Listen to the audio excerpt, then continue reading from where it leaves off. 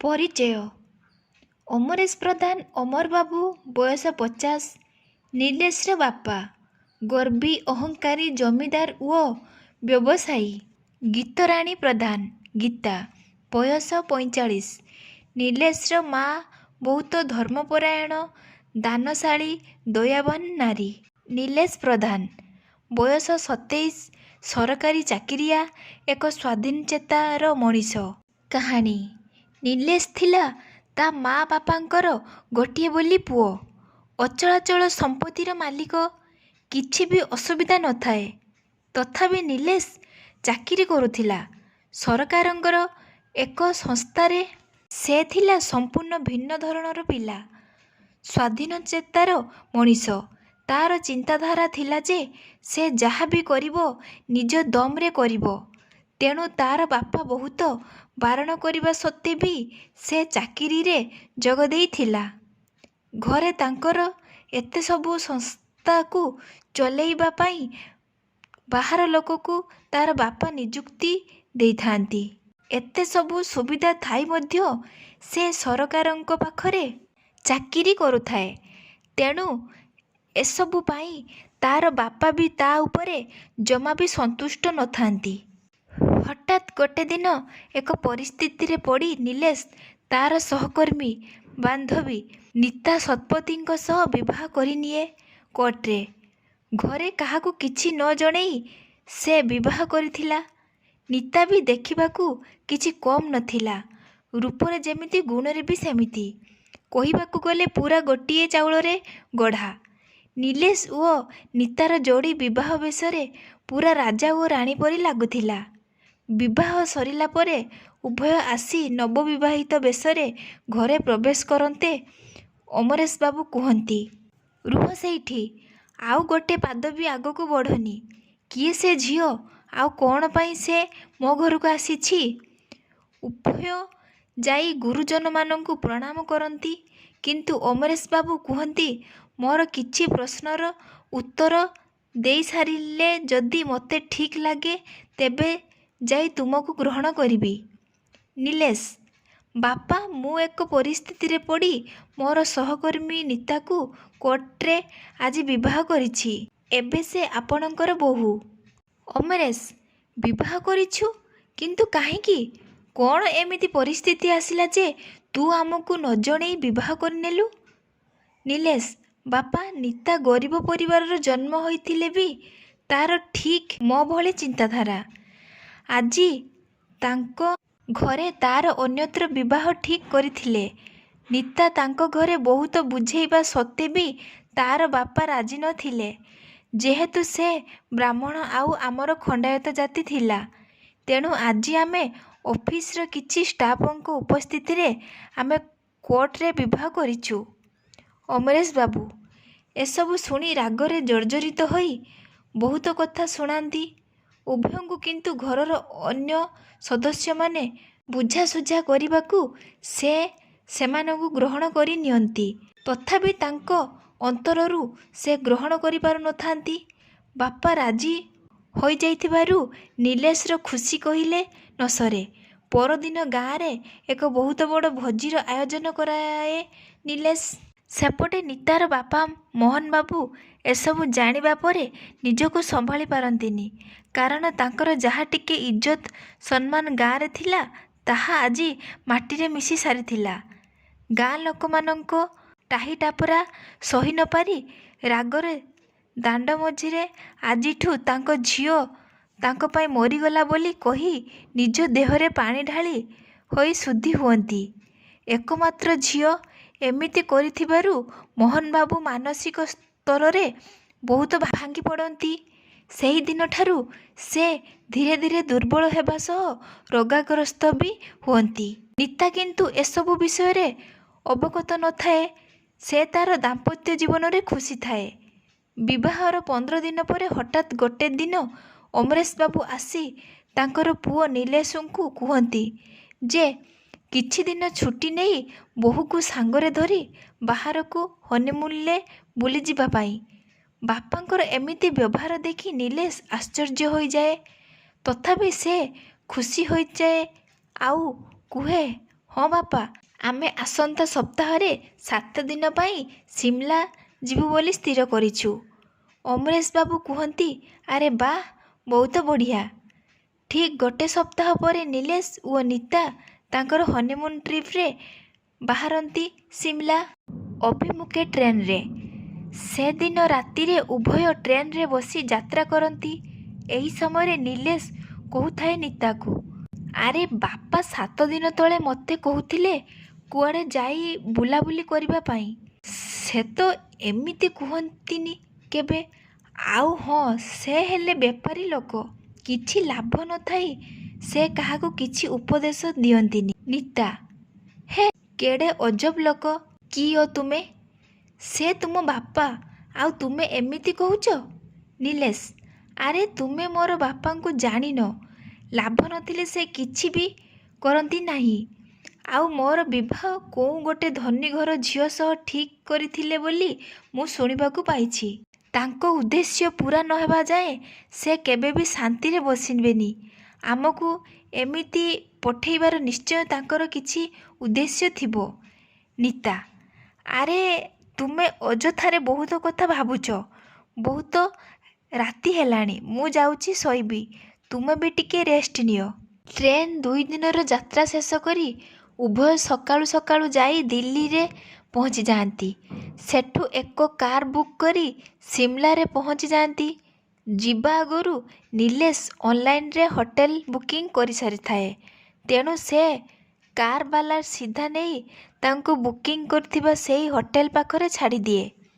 ହୋଟେଲରେ check in କରି ଉଭୟ ନିଜ ରୁମ୍ରେ ଯାଇ ଏକା ନିଶ୍ୱାସରେ ବସିଥାନ୍ତି। ସେତେବେଳକୁ ସମୟ ପ୍ରାୟ ଦିନ 11:30 ହେବ। ତେଣୁ ଖାଇବା ଅର୍ଡ଼ର କରିଦେଇ ଉଭୟ ଫ୍ରେଶ୍ ହେବା ସହ ଗାଧୁଆ ପାଧୁଆ ଶେଷ କରି ସିମଲାରେ 3 ଦିନ କେମିତି କାଟିବେ ତାର ଏକ ପ୍ଲାନ୍ ପ୍ରସ୍ତୁତ କରନ୍ତି। ପ୍ରଥମେ ଏକ କାର୍ 3 ଦିନ ପାଇଁ ବୁକ୍ କରିଦିଅନ୍ତି। ତାପରେ ଗୁଗୁଲରେ ସର୍ଚ୍ଚ କରି ଦେଖନ୍ତି ଭ୍ରମଣ ପାଇଁ ସିମଲାରେ ଥିବା ସବୁଠାରୁ ଭଲ ଜାଗା। ବହୁତ ଖୋଜାଖୋଜି ପରେ ସେ 3 ଦିନ ପାଇଁ ତାଙ୍କର ପ୍ଲାନ୍ ବନେଇ ଦିଅନ୍ତି।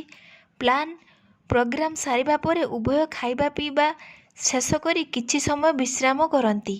ଉଠିଲା ବେଳକୁ ସମୟ ଘଣ୍ଟାରେ ପ୍ରାୟ 5ଟା। ପ୍ଲାନ୍ ଅନୁସାରେ ସେଦିନ ସନ୍ଧ୍ୟାବେଳେ ସେମାନେ ବୁଲିବାକୁ ଯାଆନ୍ତି ଲକ୍କର ବଜାର। ସନ୍ଧ୍ୟାରେ ସେଠି ବୁଲାବୁଲି କରିବା ସହ ରୋଲର ସ୍କେଟିଂ ହଲ୍କୁ ଯାଇ ସେଠି ସ୍କେଟିଂ ବି କରନ୍ତି। ସେଠୁ ଆସି ବଜାରରେ କିଛି ସମୟ ବୁଲାବୁଲି କରନ୍ତି। ସେଠାରେ ବଜାର କାଠରେ ତିଆରି ସାମାନ ପାଇଁ ପ୍ରସିଦ୍ଧ ଥିବାରୁ ବହୁତ ସାରା କାଠ ସାମାନ ଘର ପାଇଁ କିଣାକୁଣି କରନ୍ତି ଓ ସେଠାରେ ପ୍ରସିଦ୍ଧ ଥିବା ସୀତାରାମ ଦୋକାନରେ ଆଳୁ ଟିକି ଏବଂ ଛୋଲେ ଭଟୁରା ବି ଖାଆନ୍ତି। ନଭେମ୍ବର ମାସ ଥିବାରୁ ଥଣ୍ଡା ବି ସେଠି ବହୁତ ପଡ଼ୁଥାଏ। ଘରୁ ଆସିଲା ବେଳେ ରାତିରେ ଶୋଇବା ପାଇଁ ସେମିତି କିଛି ଶୀତବସ୍ତ୍ର ଆଣିନଥିବାରୁ ଶୋଇବା ପାଇଁ ଶୀତବସ୍ତ୍ର ବି କିଛି କିଣାକିଣି କରନ୍ତି। ସେଦିନର ପ୍ରଥମ ସନ୍ଧ୍ୟା ସିମଲାରେ ବହୁତ ବଢ଼ିଆରେ କଟିଯାଏ। ହୋଟେଲକୁ ଫେରିଲା ବେଳକୁ ସମୟ ପ୍ରାୟ ରାତି 9:30। ବଜାରରେ ଖାଇ ପିଇ ଆସିଥିବାରୁ ଆଉ ଖାଇବା ପାଇଁ ଅର୍ଡ଼ର କରନ୍ତିନି। ରୁମ୍ରେ ପହଞ୍ଚି ନିତା ଚାଲିଯାଏ ଫ୍ରେଶ୍ ହେବା ପାଇଁ। ନିତା ଆସିଲା ପରେ ନିଲେଶ ଯାଏ। ଏହି ଭିତରେ ନିତା ତାଙ୍କର ବେଡ୍ରୁମ୍ଟିକୁ ଆଣିଥିବା ରଜନୀଗନ୍ଧା ଫୁଲରେ ସଜେଇ ବାଲକନିରେ ଠିଆ ହୋଇ ସିମଲା ଟାଉନର ରାତିର ନଜାରାକୁ ଉପଭୋଗ କରୁଥାଏ। ଥଣ୍ଡା ଜୋରରେ ପଡ଼ିବା ସହ ସେତେବେଳକୁ ହାଲକା ହାଲକା ବରଫ ବି ପଡ଼ିବା ଆରମ୍ଭ ହୋଇଯାଇଥାଏ। ତେଣୁ ବରଫ ପଡ଼ୁଥିବାରୁ ତାର ଦେହ ସେ ହାଲକା ହାଲକା ବରଫ ମାଡ଼ରେ ଶୀତେଇ ବି ଯାଉଥାଏ। ତଥାପି ସେ ଶୀତରେ ଜୀବନରେ ପ୍ରଥମ ଥର ଠିଆ ହୋଇ ସେ ନଜାରାକୁ ଉପଭୋଗ କରିବା ତା ପାଇଁ ଏକ ନିଆରା ଅନୁଭୂତି ଥିବାରୁ ସେ ସବୁକୁ ଆନନ୍ଦରେ ଉପଭୋଗ କରୁଥାଏ। ହଠାତ୍ ସେ ଅନୁଭବ କଲା ଯେ ଏକ ଗରମ ହାତ ତାର ବାମପଟ ଅଣ୍ଟାକୁ ସ୍ପର୍ଶ କରି ଧୀରେ ଧୀରେ ଉପରକୁ ଉଠୁଛି। ସେ କିଛି ନ କହି ସେମିତି ସେ ସ୍ପର୍ଶକୁ ଉପଭୋଗ କରୁଥାଏ। କିଛି ସମୟ ପରେ ଆଉ ଗୋଟିଏ ହାତ ଆସି ତାର ଡାହାଣ ପାଖ ଅଣ୍ଟାକୁ ଧରି ଧୀରେ ଧୀରେ ସେ ହାତ ଦ୍ୱୟ ଯାଇ ତାର ବକ୍ଷ ପ୍ରଦେଶରେ ପହଞ୍ଚି ସାରିଥାଏ। ସେ ହାତ ଦ୍ୱୟ ସେତେବେଳକୁ ତାର କାମ ଆରମ୍ଭ କରି ସାରିଥାଏ। ସେଇ ସ୍ପର୍ଶ ପାଇ ନିତାର ଆଖି ଦୁଇଟି ଆପେ ଆପେ ବନ୍ଦ ହୋଇଯାଏ ଆଉ ନିଜକୁ ହଜେଇ ଦେଇଥାଏ ସେଇ ହାତର ଗରମ ସ୍ପର୍ଶର ଅପୂର୍ବ ଆନନ୍ଦରେ। ଆଉ ଉପଭୋଗ କରୁଥାଏ ଶୀତୁଆ ରାତିର ବରଫାବୃତ ବାଲକୋନିରେ ସେଇ କଠିନ ହାତର ଗରମ ସ୍ପର୍ଶକୁ ନିଜର ସେହି କଅଁଳିଆ ଶରୀରରେ। ନିତା କିଛି ନ କହି ସେମିତି ନୀରବ ନିଶ୍ଚଳ ଭାବେ ଠିଆ ହୋଇ ଚର୍ମ ସୁଖକୁ ଅନୁଭବ କରୁଥାଏ। କିଛି ସମୟ ପରେ ପୁଣି ଅନୁଭବ କରେ ତାର ବେକକୁ ଦାଢ଼ିଯୁକ୍ତ ଏକ ମୁହଁ ସ୍ପର୍ଶ କରି ତାକୁ ଗେଲ କରୁଛି। ତାକୁ ଲାଗୁଥିଲା ଯେମିତି ତାର ଶରୀରରେ କେହି ଜଣେ କମଳଯୁକ୍ତ କଣ୍ଟାଗୁଡ଼ିକ ଫୋଡ଼ି ଦେଉଛି। ସେ ସବୁକୁ ସେ ସେମିତି ଉପଭୋଗ କରୁଛି। କିନ୍ତୁ ଏ କ'ଣ? ହଠାତ୍ ସେ ସ୍ପର୍ଶ ଗଲା କୁଆଡ଼େ? ସେ ଅନୁଭବ କଲା ସେ ମିଠା ସ୍ପର୍ଶ ଆଉ ନାହିଁ। ବୁଲି ପଡ଼ି ଦେଖେ ତ ପଛପଟରେ କେହି ନାହାନ୍ତି। ପୁଣି ଟିକିଏ ଭିତରକୁ ଯାଇ ଦେଖେ ତ ତାର ସ୍ୱାମୀ ନିଲେଶ ବେଡ୍ ଉପରେ ଶୋଇ ଘୁଙ୍ଗୁଡ଼ି ମାରୁଛନ୍ତି। ସ୍ୱାମୀକୁ ଶୋଇ ଘୁଙ୍ଗୁଡ଼ି ମାରୁଥିବାରୁ ଦେଖି ନିତା ଆଶ୍ଚର୍ଯ୍ୟଚକିତ ହୋଇଯାଏ। ତାପରେ ଭାବିବାକୁ ଲାଗେ, ତାହାହେଲେ ସେ କିଏ, ଯିଏ ତାକୁ ଏବେ ସଙ୍ଗେ ସଙ୍ଗେ ଏକ ଅଦ୍ଭୁତ ଶୈର୍ଗିକ ଆନନ୍ଦରେ ଆନନ୍ଦିତ କରୁଥିଲା? କିଏ ସିଏ? ନିଲେଶ? ନା ନା, ନିଲେଶ ହୋଇଥିଲେ ଏତେ ଜଲ୍ଦି କେମିତି ବେଡ୍ ଉପରେ ଶୋଇ ଘୁଙ୍ଗୁଡ଼ି ମାରୁଥାନ୍ତେ? କିଏ ହେଉଛି ମୋ ମନର ଭ୍ରମ? ଏମିତି ଭାବି ଭାବି ଆସି ତାର ସ୍ୱାମୀଙ୍କ ପାଖରେ ବସିଯାଏ। ଭାବିବାକୁ ଲାଗେ, ଏତେ ସୁନ୍ଦର ଭାବେ ବେଡ୍କୁ ସଜେଇ ଅପେକ୍ଷା କରିଥିଲି ନିଲେଶଙ୍କୁ, ହେଲେ ସେ ମୋତେ ସ୍ପର୍ଶ ନ କରି ଏମିତି ଶୋଇ ଘୁଙ୍ଗୁଡ଼ି ମାରୁଛନ୍ତି। କିନ୍ତୁ ସେ ସ୍ପର୍ଶ କାହାର ଥିଲା? ପୁଣି ଭାବେ ସ୍ୱାମୀକୁ ତାର ଉଠେଇ ପଚାରିବ, ହେଲେ ନ ପଚାରି ସେମିତି ଶୋଇଯାଏ। ରାତିରେ ଶୋଇଥିବା ଅବସ୍ଥାରେ ହଠାତ୍ ପୁନର୍ବାର ସେହି ସ୍ପର୍ଶକୁ ଅନୁଭବ କରେ ନିତା। ଆଉ ବାକି ରହିଥିବା ସେହି ଅଧୁରା ପ୍ରେମକୁ ସମ୍ପୂର୍ଣ୍ଣ ରୂପେ ଆନନ୍ଦର ସହିତ ଉପଭୋଗ କରୁଥାଏ। ଏମିତିକି ସେ ସ୍ପର୍ଶ ପାଇ ନିତା ପୂରା ଆନନ୍ଦରେ ବିଭୋର ହୋଇଯାଉଥାଏ। ଚରମ ତୃପ୍ତି ପାଇସାରିଲା ପରେ ନିତା ଖୁସିରେ ଆଖି ଖୋଲି ଦେଖେ ତ ପୁନର୍ବାର ନିଲେଶ ସେମିତି ଶୋଇଥାନ୍ତି। ନିତାର ସନ୍ଦେହ ଆହୁରି ଅଧିକ ହେବାରୁ ସେ ନିଲେଶଙ୍କୁ ଉଠେଇ ସବୁ କଥା କୁହେ, ଯାହା ଯାହା ତାର ସହିତ ରାତିରେ ଘଟିଯାଇଥିଲା। ନିଲେଶ କିନ୍ତୁ ସେସବୁ କଥାକୁ ହାଲକା ଭାବେ ନିଏ ଆଉ ନିତାକୁ ଥଟ୍ଟା କରି କୁହେ, ରାତି ଅଧରେ ଏମିତି କଥା କହି ମୋତେ ସେଡ୍ୟୁସ୍ କରୁଛ? ଏମିତି କହି ହସିବାକୁ ଲାଗେ ଆଉ କୁହେ, ସେସବୁ ଗୋଟେ ସ୍ୱପ୍ନ ଥିଲା, ନହେଲେ ତୁମେ କିଛି ୟାଡୁ ସିଆଡ଼ୁ ଭାବୁଛ ନିଶ୍ଚିତ।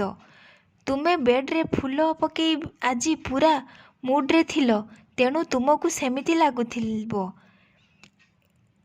ଏଗୁଡ଼ା ଆଉ କିଛି ନୁହେଁ, କେବଳ ତୁମ ମନର ଭ୍ରମ। ହଉ ଏବେ ଆସ, ରାତିରେ ହୋଇନଥିବା କାମକୁ ଏବେ କରିଦେବା। ଏମିତି କହି ନିତା ଉପରକୁ ଝାମ୍ପି ପଡ଼େ ନିଲେଶ ଆଉ ନିତାର ଶରୀର ସହ ଖେଳିବାକୁ ଲାଗେ। ନିତା କିନ୍ତୁ କିଛି ନ କହି ସେମିତି ଶୋଇ ରୁହେ ଆଉ ଭାବୁଥାଏ ସେଇ ସ୍ପର୍ଶକୁ। ସେ କିଏ ଥିଲା? ଅନୁଭବ କରୁଥିବା ସେ ସ୍ପର୍ଶ ଆଉ ନିଲେଶଙ୍କ ସ୍ପର୍ଶରେ ଆକାଶ ପାତାଳ ଫରକ। କିଛି ସମୟ ପରେ ନିଲେଶ ତାର କାମ ଶେଷ କରି ଶୋଇଯାଏ। କିନ୍ତୁ ନିତାର ଆଖିକୁ ନିଦ ଆସୁନଥାଏ। ସେ ଖାଲି ସେମିତି ବେଡ୍ ଉପରେ ପଡ଼ି ରହି ସେଇ ସ୍ପର୍ଶକୁ ଭାବୁଥାଏ ଆଉ ଜାଣିବାକୁ ଚେଷ୍ଟା କରୁଥାଏ ସେ ସ୍ପର୍ଶ କାହାର। ତାର ମନରେ ଏମିତି ଦୁଃଖ ଥିଲା ଯେ ତାର ସ୍ୱାମୀ ତା କଥାକୁ ବିଶ୍ୱାସ ନ କରି ହସରେ ଉଡ଼େଇ ଦେଇ ନିଜ କାମ ଶେଷ କରି ଶୋଇଯାଇଥିଲେ। ତେଣୁ ସେ ଭାବୁଥିଲା, କେମିତି ବିଶ୍ୱାସ ଦେବି ତାର ସ୍ୱାମୀକୁ ଯେ ସେ ଯାହା ବି ଅନୁଭବ କରିଛି ତାହା ଏକ ସ୍ୱପ୍ନ ନଥିଲା ବୋଲି। ଏମିତି ବସିକି ଭାବୁ ଭାବୁ ତାର ଆଖି ଲାଗିଯାଇଥାଏ। ସକାଳୁ ସେ କାର୍ ଡ୍ରାଇଭରର ଫୋନ୍ରେ ନିଲେଶଙ୍କ ନିଦ ଭାଙ୍ଗେ। ସଙ୍ଗେ ସଙ୍ଗେ ଉଠି ଦେଖେ ତ ନିତା ସେମିତି ଶୋଇଛି। ବୋଧେ କାଲି ରାତି ପାଇଁ ବେଶୀ ହାଲିଆ ହୋଇଯାଇଛି। ମନେ ମନେ ଭାବିନିଏ ଯେ ତାର ପୁରୁଷ ପଣିଆ ପାଇଁ ବୋଧେ ସେ ହାଲୁଆ ହୋଇ ଶୋଇଯାଇଛି। ପୁଣି ଟିକିଏ ମୁଚୁକୁନ୍ଦି ହସିଦେଇ ନିଶକୁ ଟିକେ ମୋଡ଼ି ଚାଲିଯାଏ ନିଜର ନିତ୍ୟକର୍ମ କରିବା ସହ ଗାଧୋଇବା ପାଇଁ। ହଠାତ୍ ନିତାର ନିଦ ଭାଙ୍ଗେ ତ ଦେଖେ ନିଲେଶ ବେଡ୍ ଉପରେ ନାହିଁ। ଆଉ ଘଣ୍ଟାରେ ବି ଆସି 8ଟା ବାଜିଲାଣି। ତେଣୁ ସେ ଭାବେ ନିଲେଶ ବୋଧେ ଗାଧୋଇବା ପାଇଁ ଯାଇଛନ୍ତି। ନିତା ଉଠି ବେଡ୍କୁ ସଜାଡ଼ି ବ୍ରସ୍ କରୁଥାଏ। ନିଲେଶ ତାର ଗାଧୁଆ ଶେଷ କରି ନିତାକୁ କୁହେ, ଜଲ୍ଦି ଜଲ୍ଦି ଗାଧୋଇ ବାହାରିବା ପାଇଁ, କାରଣ କାର୍ ଡ୍ରାଇଭର ତଳେ ଆସିକି ଅପେକ୍ଷା କରିଛି। ଏତିକି କହି ନିଲେଶ ତାର ଡ୍ରେସ୍ ବଦଳିବାକୁ ଲାଗେ। ଡ୍ରେସ୍ ବଦଳି ନିଲେଶ ସକାଳର ଜଳଖିଆ ଅର୍ଡ଼ର କରିଦିଏ। ନିତା ଏହି ଭିତରେ ଗାଧୁଆ ଶେଷ କରି ରେଡି ହୋଇଯାଏ। ସାଙ୍ଗ ହୋଇ ବସି ଟିଭି ଦେଖୁଥାନ୍ତି। ନିତା ଏମିତି ବସି ଚ୍ୟାନେଲ ଚେଞ୍ଜ କରୁଥାଏ। ହଠାତ୍ ସେଠିକାର ଏକ ଲୋକାଲ ନ୍ୟୁଜ୍ ଚ୍ୟାନେଲରେ ଦେଖିବାକୁ ପାଏ ଯେ ଆଜକୁ ଠିକ୍ 1 ବର୍ଷ ତଳେ ନଭେମ୍ବର 14 ତାରିଖରେ ହୋଟେଲ ଦୋ ଏଭର ସନିର ରୁମ୍ ନମ୍ବର 12ରେ ଘଟିଯାଇଥିବା ସେହି ହତ୍ୟାର ଷଡ଼ଯନ୍ତ୍ରକାରୀ ଆଉ କେହି ନୁହେଁ, ଥିଲା ତାର ନିଜ ସ୍ତ୍ରୀ। କାରଣ ଥିଲା ଏକ୍ସଟ୍ରା ମାରିଟାଲ ଆଫେୟାର। ତାର ସ୍ତ୍ରୀ ଓ ପ୍ରେମିକ ମିଶି ସେହି ହତ୍ୟାକାଣ୍ଡକୁ ଭିଆଇଛନ୍ତି। ଏବେ ବି ହୋଟେଲର ସେହି ରୁମ୍ଟି ସେମିତି ବନ୍ଦ ପଡ଼ିଛି। ମରିଯାଇଥିବା ସେହି ଲୋକଟିର ଫଟୋକୁ ଟିଭିରେ ଦେଖି ଉଭୟ ସମ୍ପୂର୍ଣ୍ଣ ରୂପେ ଆଶ୍ଚର୍ଯ୍ୟଚକିତ ହୋଇଯାନ୍ତି। ସେ ଆଉ କେହି ନଥିଲା, ଥିଲା ସେ କାର୍ ଡ୍ରାଇଭର। ସେସବୁ ଦେଖି ନିଲେଶ ଓ ନିତା ଉଭୟଙ୍କ ମୁହଁକୁ ଚାହିଁ ରୁହନ୍ତି। ଆଉ କୁହନ୍ତି, କାଲି ତ ଥିଲା ନଭେମ୍ବର 14। ସେ ଡ୍ରାଇଭର ଆଉ ସେହି ଲୋକର ଆତ୍ମା ନଥିଲା ତ? ଆଉ ନ୍ୟୁଜ୍ କହୁଛି ଯେ ହୋଟେଲର ସେହି ରୁମ୍ ବନ୍ଦ ପଡ଼ିଛି। ହେଲେ ଆମେ କେମିତି ଏ ରୁମ୍କୁ ଆସିଲେ? କିଛି ଗଡ଼ବଡ଼ ନିଶ୍ଚିତ ଅଛି। ଏତିକିବେଳେ ନିଲେଶ କୁହେ, ପାଟି କରନି। ହୋଟେଲବାଲା ଟଙ୍କା ଲୋଭରେ ବୋଧେ ଆମକୁ ରୁମ୍ଟା ଦେଇଛି। ଯେହେତୁ ଆମେ ବାହାରୁ ଆସିଛୁ, ଆମକୁ ଏ ବିଷୟରେ କିଛି ଜଣା ନାହିଁ। ତୁମେ ଟିକେ ଚୁପ୍ ରୁହ ଏବେ। ଏତିକିବେଳେ ତାଙ୍କ ରୁମ୍ର କଲିଂ ବେଲ୍ ବାଜିବାରୁ ଉଭୟ ଚମକି ପଡ଼ନ୍ତି। ତାପରେ ତାଙ୍କର ମନେ ପଡ଼େ ଖାଇବା ପାଇଁ ଅର୍ଡ଼ର କରିଥିଲେ। ନିଲେଶ ଯାଇ କବାଟ ଖୋଲି ଖାଇବା ନେଇ ଆସିଲା ବେଳେ ହୋଟେଲର ସେହି ପିଲାଟି ନିଲେଶ ମୁହଁରେ ଭୟକୁ ଦେଖିସାରିଥିଲା। ତେଣୁ ସେ ସାହସ କରି ପଚାରିଦେଲା, କି ସାର୍, ଆପଣ ଏମିତି ଡରୁଛନ୍ତି କ'ଣ ପାଇଁ? କିଛି ଅସୁବିଧା ହୋଇଛି କି? ନିଲେଶ ମନା କରେ। ପୁଣି ସେହି ପିଲାଟି ଓଡ଼ିଆରେ କୁହେ, ସାର୍, ମୁଁ ଏ ହୋଟେଲରେ ଆଜକୁ 3 ବର୍ଷ ହେଲା କାମ କରୁଛି। ମୋ ଘର ଓଡ଼ିଶାର କଟକ ଜିଲ୍ଲାରେ। କାଲି ଆପଣଙ୍କୁ ଏ ରୁମ୍ ବିଷୟରେ ଜଣେଇବି ବୋଲି ଚେଷ୍ଟା କରୁଥିଲି, ହେଲେ ସୁବିଧା ପାଉନଥିଲି। ତେଣୁ ବହୁତ କଷ୍ଟରେ ଆଜି ଆପଣଙ୍କ ଅର୍ଡ଼ରଟା ନେଇକି ଆସିଛି, କେବଳ ଏ ରୁମ୍ ବିଷୟରେ ଜଣେଇବା ପାଇଁ। ସେ ପିଲାଟି ଯାହା ଯାହା କହିଲା ସେସବୁ ସେମାନେ ନ୍ୟୁଜ୍ରେ ଦେଖିସାରିଥିଲେ। ତେଣୁ ଆଉ କାଳ ବିଳମ୍ବ ନକରି ସଙ୍ଗେ ସଙ୍ଗେ ସେହି କାର୍ ଡ୍ରାଇଭର ନମ୍ବରକୁ ଫୋନ୍ ଲଗେଇଲେ।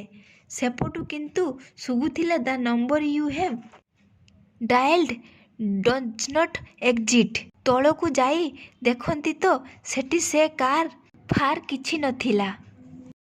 ସଙ୍ଗେ ସଙ୍ଗେ ଅନ୍ୟ ଏକ କାର୍ କରି ପାଖ ପୋଲିସ ଷ୍ଟେସନକୁ ଯାଇ ସେସବୁ ବିଷୟରେ କୁହନ୍ତି। ପୋଲିସ ସଙ୍ଗେ ସଙ୍ଗେ ଏକ କମ୍ପ୍ଲେନ୍ ରେଜିଷ୍ଟର କରି ସେମାନଙ୍କୁ ସାଙ୍ଗେ ସାଙ୍ଗେ ଧରି ସେହି ହୋଟେଲରେ ପହଞ୍ଚେ।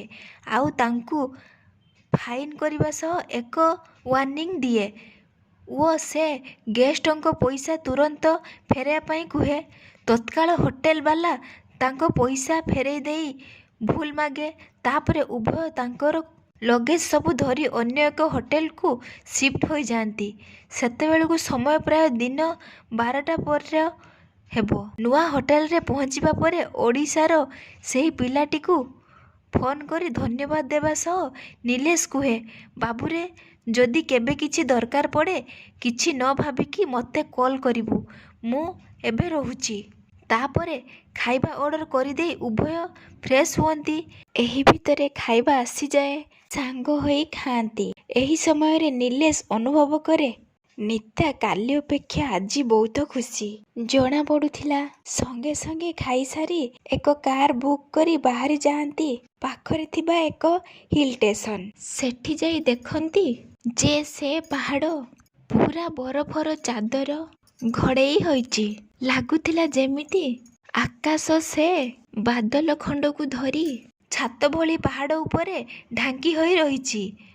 ସେସବୁ ଅଦ୍ଭୁତ ଦୃଶ୍ୟମାନ ଦେଖି ଉଭୟ ପୂରା ଆଚମ୍ବିତ ହୋଇଯାଆନ୍ତି। ଉଭୟ ନିଜକୁ ହଜେଇ ଦିଅନ୍ତି ସେହି ପାହାଡ଼ର ଅପୂର୍ବ ସୌନ୍ଦର୍ଯ୍ୟ ରୂପ ରାଶିରେ। ଉଭୟ ଉଭୟଙ୍କୁ ବରଫ ପକାଇ କିଛି ସମୟ ଖେଳନ୍ତି। କିଛି ସମୟ ବରଫରେ ସ୍କେଟିଂର ମଜା ବି ନିଅନ୍ତି। ତାପରେ ବହୁତ ସାରା ଫଟୋ ବି ଉଠାନ୍ତି। ସେ ପାହାଡ଼ର ଭିଡ଼ିଓ ବି ବନାନ୍ତି। ପୂରା ଦିନ ସେଇଠି କଟେଇ ପୁଣି ଫେରି ଆସନ୍ତି ସନ୍ଧ୍ୟାରେ ହୋଟେଲକୁ। ହୋଟେଲରେ ପହଞ୍ଚିବା ପରେ ଘରୁ ଫୋନ୍ ଆସେ ଯେ ବାପାଙ୍କର ଦେହ ଅସୁସ୍ଥ। ତେଣୁ ଜଲ୍ଦି ଆସି ଘରେ ପହଞ୍ଚିବା ପାଇଁ ନିଲେଶ ଆଉ ଟ୍ରେନ୍ରେ ଟିକେଟ୍ ନ କରି ଫ୍ଲାଇଟ୍ରେ ପରଦିନ ଫେରିବା ପାଇଁ ଟିକେଟ୍ କରେ। ପରଦିନ ସକାଳୁ ସକାଳୁ ଉଭୟ ଏକ କାର୍ ଯୋଗେ ଆସି ଦିଲ୍ଲୀରେ ପହଞ୍ଚନ୍ତି। ସେଠୁ ଫ୍ଲାଇଟ୍ରେ ବସି ଭୁବନେଶ୍ୱରରେ ଓହ୍ଲାନ୍ତି। ଭୁବନେଶ୍ୱରରେ ପହଞ୍ଚିବା ବେଳକୁ ସମୟ ପ୍ରାୟ ଦିନ 3ଟା। ସଙ୍ଗେ ସଙ୍ଗେ ଏକ କାର୍ ଯୋଗେ ଘରେ ଆସି ଦେଖନ୍ତି ଯେ ବାପାଙ୍କ ଦେହ ଠିକ୍ ଠାକ୍ ଅଛି। କିନ୍ତୁ ନୀତା ବାପାଙ୍କ ଦେହ ଠିକ୍ ନଥିଲା ଦେଖି, ତେଣୁ ସେ ନୀତାକୁ ଦେଖିବା ପାଇଁ ଖୋଜୁଛନ୍ତି। କିଛି ସମୟ ପରେ ଉଭୟ ବାହାରି ଯାଆନ୍ତି ନୀତାର ବାପାଙ୍କୁ ଦେଖିବାକୁ। ଉଭୟ ଯାଇ ସମସ୍ତଙ୍କୁ ପ୍ରଣାମ କରନ୍ତି। ତାପରେ ନୀତା ଯାଇ ତାର ବାପାଙ୍କୁ କ୍ଷମା ମାଗେ। ସେ ବି ତାକୁ କ୍ଷମା କରିଦିଅନ୍ତି। ଆଉ ଝିଅର ଖୁସିର ସଂସାର ଦେଖି ସେ ବି ବହୁତ ଖୁସି ହୁଅନ୍ତି। ନୀତାକୁ ସେଠି ଛାଡ଼ିଦେଇ ନିଲେଶ ଘରକୁ ତାର ପଳେଇ ଆସେ। ନୀତା ସେଇଠି 2 ଦିନ ରୁହେ। ଝିଅକୁ ଦେଖି ତାଙ୍କର ସ୍ୱାସ୍ଥ୍ୟରେ ବି ଉନ୍ନତି ଧୀରେ ଧୀରେ ହୁଏ। ଏପଟେ ନିଲେଶର ବାପା ବି ନିଜକୁ ବହୁତ ଲଜ୍ଜିତ ଅନୁଭବ କରନ୍ତି। କାରଣ ତାଙ୍କର ପୁଅକୁ ଯେତିକି ସ୍ନେହ ଦେବା କଥା ସେ ଦେଇନଥିଲେ। ସେ ଯାହା ଚାହୁଁଛି ତାକୁ ସେଥିରୁ ବହୁତ ସବୁବେଳେ ବିରତ କରୁଥିଲେ। ସେଥିପାଇଁ ନିଲେଶ ବୋଧେ ମୋତେ ଏମିତି ବ୍ୟବହାର କରୁଛି। ପୁଅକୁ ସେସବୁ କହିବା ସହ ସିମଲାରୁ ଫେରିବା ଦିନ ନୀତାକୁ ମାରିବା ପାଇଁ କରିଥିବା ଷଡ଼ଯନ୍ତ୍ର ବିଷୟରେ କୁହନ୍ତି। ସେଥିପାଇଁ ବୋଧେ ତୁମର ଫେରିବା ଆଗରୁ ଭଗବାନ ମୋର ଏମିତି ଅବସ୍ଥା କରିଲେ। ଏତିକି କହି ଭୋ ଭୋ ହୋଇ କାନ୍ଦିବାକୁ ଲାଗନ୍ତି। ପୁଣି କୁହନ୍ତି, ପାରିବୁ ଯଦି ମୋତେ କ୍ଷମା କରିଦେବୁ। ଷଡ଼ଯନ୍ତ୍ର ବିଷୟରେ ଶୁଣି ରାଗିବ କି ବାପାଙ୍କର ଏଭଳି କଥା ଶୁଣି ମନ ପରିବର୍ତ୍ତନ କରିବ କିଛି ବୁଝିପାରୁ ନଥାଏ। କିଛି ସମୟ ପରେ ନିଲେଶ କୁହେ, ବାପା ଆପଣଙ୍କର କ'ଣ ହୋଇଛି? ଏଇ 5 ଦିନରେ ଆପଣ ଏତେ ଦୁର୍ବଳ ଦେଖାଯାଉଛନ୍ତି। ଏତିକିବେଳେ ନିଲେଶର ମା ଆସିକି କୁହନ୍ତି, ତୋ ବାପାଙ୍କ ପେଟରେ ଗୋଟେ ଟ୍ୟୁମର ହୋଇଛି। ତୁ ସିମଲା ଯିବାର 2 ଦିନ ପରେ ତାଙ୍କ ପେଟ ଜୋରରେ ଟାଣିଲା। ଯନ୍ତ୍ରଣା ଏତେ ଅସହ୍ୟ ହେଲା ଯେ ଡାକ୍ତରଖାନାରେ ଯାଇ ଚେକ୍ କରି ଦେଖିଲା ବେଳରୁ ଜଣାପଡ଼ିଲା, ଏବେ ଡାକ୍ତର କହୁଛନ୍ତି ଏହାକୁ ଅପରେସନ୍ କରିବାକୁ ପଡ଼ିବ। ନୀତା ତାର ଶ୍ୱଶୁରଙ୍କ ଏମିତି ଖବର ଶୁଣି ତୁରନ୍ତ ଚାଲିଆସେ ତାର ଶାଶୁଘରକୁ। ତାପରେ ନିଲେଶ ତାର ବାପାଙ୍କୁ ଡାକ୍ତରଖାନା ନେଇ ସଫଳତାପୂର୍ବକ ଅପରେସନ୍ କରାଏ। ଡାକ୍ତରଙ୍କ ପରାମର୍ଶ କ୍ରମେ ଅମରେଶବାବୁ ସମ୍ପୂର୍ଣ୍ଣ ରେଷ୍ଟ କରନ୍ତି। ତେଣୁ ନିଲେଶ ବାଧ୍ୟ ହୋଇ ତାର ଚାକିରିକୁ ଛାଡ଼ିଦେଇ ବାପାଙ୍କ ବିଜନେସ୍କୁ ସମ୍ଭାଳେ। କାରଣ ସେହି ବିଜନେସ୍ ଉପରେ ଆହୁରି 50 ପରିବାର ନିର୍ଭରଶୀଳ ଥିଲେ। କେବଳ ସେହି ପରିବାର କଥା ଚିନ୍ତା କରି ନିଜର ଖୁସିକୁ ଜଳାଞ୍ଜଳି ଦେଇଦିଏ। ନୀତା ବି ତାର ଚାକିରି ଛାଡ଼ିଦେଇ ତାର ଶ୍ୱଶୁରଙ୍କ ସେବାରେ ସମ୍ପୂର୍ଣ୍ଣ ସମୟ ଲଗେଇ ଦିଏ। କିଛି ଦିନ ପରେ ଅମରେଶବାବୁ ସମ୍ପୂର୍ଣ୍ଣ ସୁସ୍ଥ ହୋଇଯାଆନ୍ତି। ନିଜର କଲା କର୍ମଗୁଡ଼ିକୁ ଭାବି ନିଜକୁ ବହୁତ ଲଜ୍ଜିତ ଅନୁଭବ କରନ୍ତି। ବୋହୂର ସେବାରେ ଖୁସି ହୋଇ ସବୁଆଡ଼େ କହୁଥାନ୍ତି, ମୋ ବୋହୂ ପରି ବୋହୂ ଏ ଦୁନିଆରେ ନାହିଁ।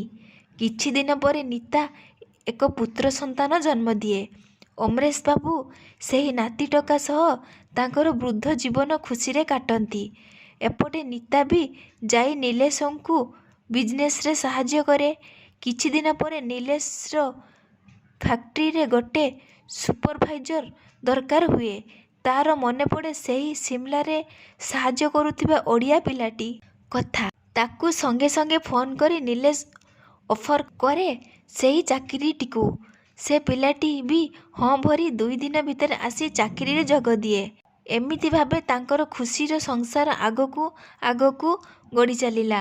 କାହାଣୀଟି କିପରି ଲାଗିଲା?